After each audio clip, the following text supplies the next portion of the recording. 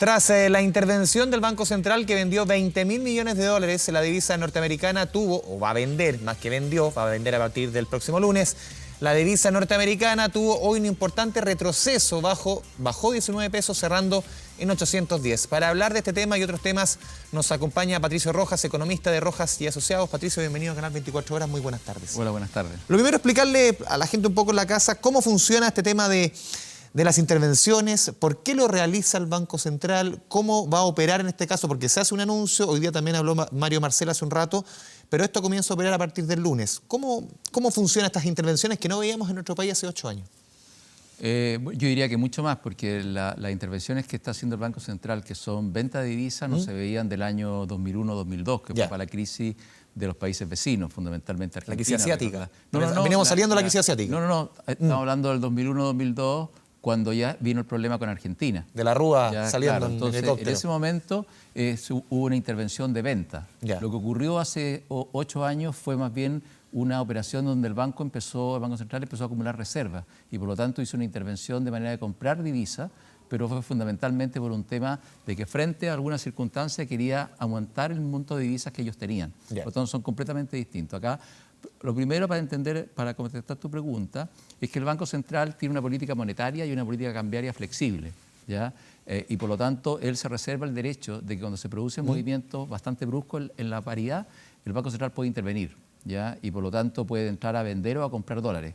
Y un poco lo que hoy día el Banco Central tiene, su tesis, es de que el tipo de cambio ha tenido un movimiento muy brusco, hay un exceso de incertidumbre y de volatilidad y por lo tanto hace uso de esa herramienta que tiene de intervención. Y para eso ha anunciado un programa de 20.000 millones de dólares que va a utilizar en ese sentido para vender, ¿ya? De manera de poder estabilizar el tipo de cambio respecto a las volatilidades que han existido Es fundamentalmente. como un cuarto de la reserva más o menos del Banco Central. El Banco ahí, Central ¿no? hoy día tiene 40.000 millones de dólares en reserva. Por lo más, tanto, en la mitad. El Banco Central está comprometiendo la mitad de sus divisas en una operación que son 10.000 millones de venta por ventanilla, ya que puede hacer, y otros 10.000 millones son por contratos forward, son venta forward. A ver, ¿cómo se le puede explicar a la gente? Porque aquí en esta coyuntura hay que explicar muchos elementos, Patricio, tú los manejas bien, de cómo, por qué, cuál es la razón, por ejemplo, que el Banco Central tenga 40.000 millones de dólares de reservas. Muchos dicen, pero las necesidades que tiene el país, hoy día se podría destinar ese dinero a A, B, C, hay mucho petitorio en la movilización. ¿Por qué es necesario que el Banco Central mantenga ese nivel de reservas en sus arcas? A ver, los bancos centrales en general tienen un monto de reserva para hacer frente a situaciones especiales. ¿Ya? Por lo tanto, un banco central que se ve enfrentado a una volatilidad importante tiene que tener un monto, digamos, de activos de manera de que pueda entregarlo al sistema cuando hayan problemas de liquidez en uno u otro sentido. ¿Ya? Por lo tanto, antiguamente uno trabajaba con un patrón oro, que era que todo lo que uno circulaba tenía que estar físicamente aunque el euro ahora también está por las nubes. Hoy día, básicamente, eso no existe. El Banco Central tiene que tener una cierta cantidad de reserva y su moneda tiene una cierta credibilidad.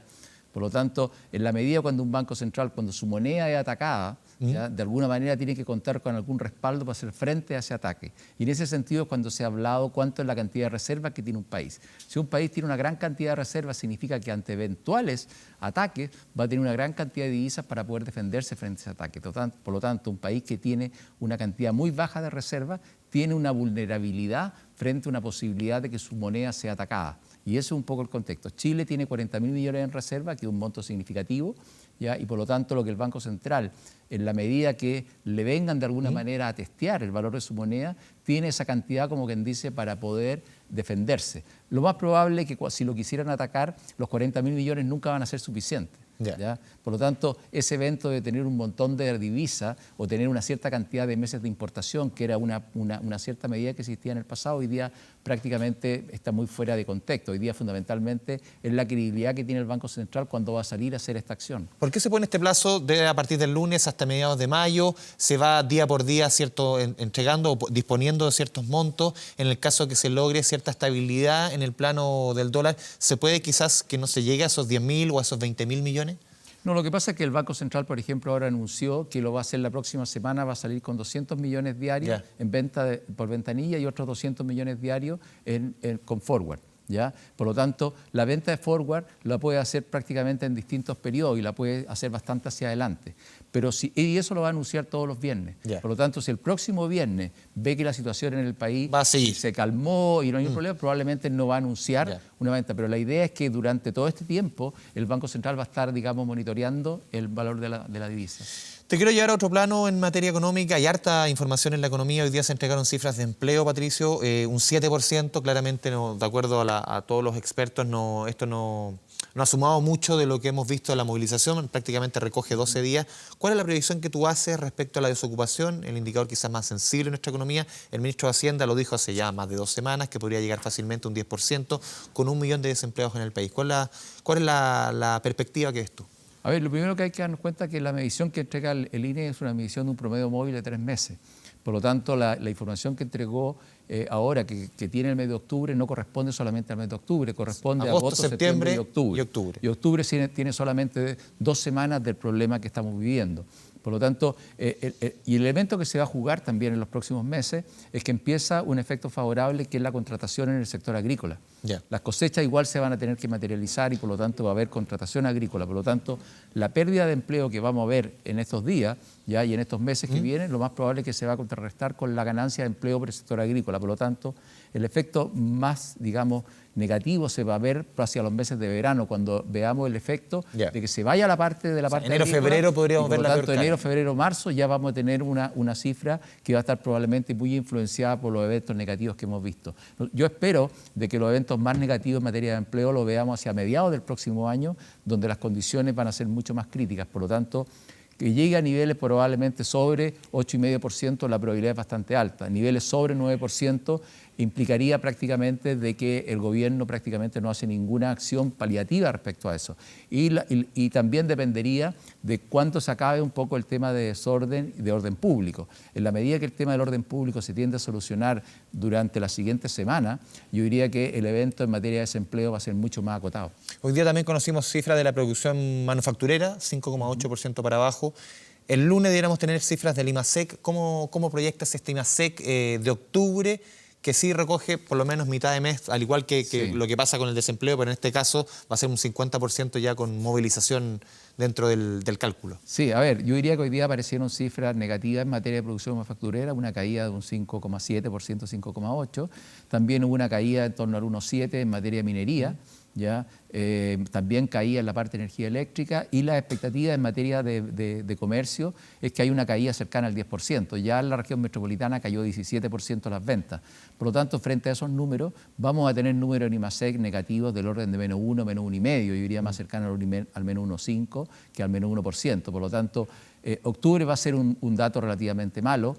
Y en noviembre la probabilidad que tengamos otro número negativo también es bien alta. ¿De esa magnitud y esos números rojos deberán mantenerse? ¿Cómo crees que tú que puede ser el Yo diría desempeño? De que lo que vamos a observar acá es que el último trimestre de este año, yo diría un escenario optimista es que esté en la cercanía del cero.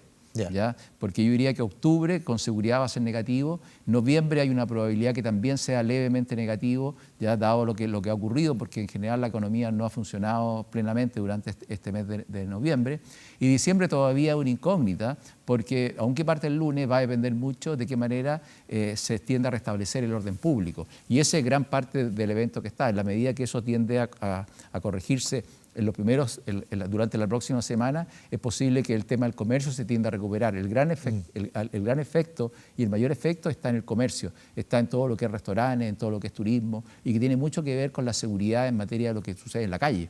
En la medida que no se corrija eso, esos sectores van a seguir marcando una situación bien negativa. Y el otro elemento que trae una disminución de recaudación de IVA, que es lo que se nota fundamentalmente. Lo dijo el ministro hace un tiempo, casi un 25% menos de recaudación de IVA. Lo dijo, claro, a 3 semanas del estallido, han pasado ya prácticamente 6 semanas. Claro, pero eso te indica de que te da un número, un preámbulo de algo que se viene complejo. Claro.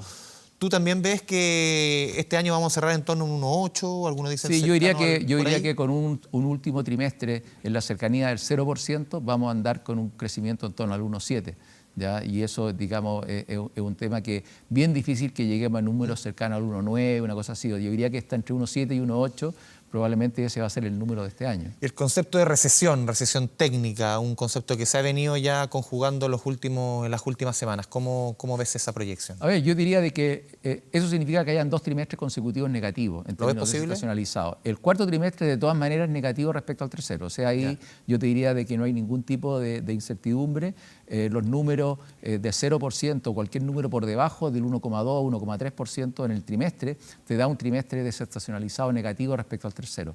La duda está respecto al primero, pero no es que el primero vaya a ser muy favorable, sino que dado que el cuarto cayó mucho, la probabilidad de que el primero caiga mucho más que el cuarto es un poquito más baja. ¿Ya? Por lo tanto, yo diría que con un crecimiento del orden del 0,5, 0,4, 0,5 en el primer trimestre del próximo año, que es bien bajo, la probabilidad de tener una leve caída respecto al cuarto existe. Por lo tanto, yo te diría de que en la medida que no se restablezca el tema más bien de orden público, la posibilidad que tengamos un primer trimestre el próximo año, sobre todo en materia de inversión, es bien débil. Por lo tanto, existe la posibilidad de una recesión técnica, aun cuando mientras más se caiga en el cuarto, es menos probable por el hecho de que no te va a alcanzar el primero para caer respecto al cuarto, porque el cuarto cayó mucho. Y lo último, se nos va el tiempo, ese escenario, ese elemento tan importante, tan delicado, tan sensible como la inversión, ¿cómo lo proyectas? A ver, todo lo que es inversión pública, lo más probable es que va a estar muy flojo. La inversión privada va a estar muy floja. ¿La pública va a ser la que va a empujar? Claro, la inversión privada yo diría que va a estar en una posición bastante expectante. Los privados van a estar mirando,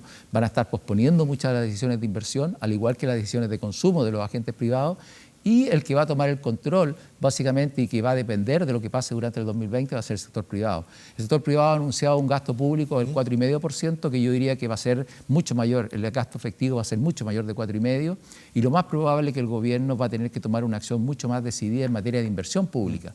Por lo tanto, gran parte del dinamismo que tenga la economía el próximo año, que yo estimo que va a estar en torno al 1, 1,5%, va a ser en función de lo que puede hacer el gobierno. El sector privado, yo diría que la única probabilidad que tengamos que tenga alguna acción se va a materializar hacia la segunda parte en el mejor de los escenarios. Una maquinita que va a funcionar más con combustible público, podríamos decir. Correcto, porque te digo que vamos a tener, yo creo que el gasto público no va a crecer 4,5%, probablemente va a crecer mucho más cerca del 6, 7%, ya vamos a tener un déficit público mucho mayor que el que anuncia el ministro, y el endeudamiento probablemente va a ser mucho mayor también del que se ha anunciado hasta ahora. Patricio Rojas, muchas gracias por esta conversación con Canal 24 Horas. Muy buenas tardes. Gracias a ustedes.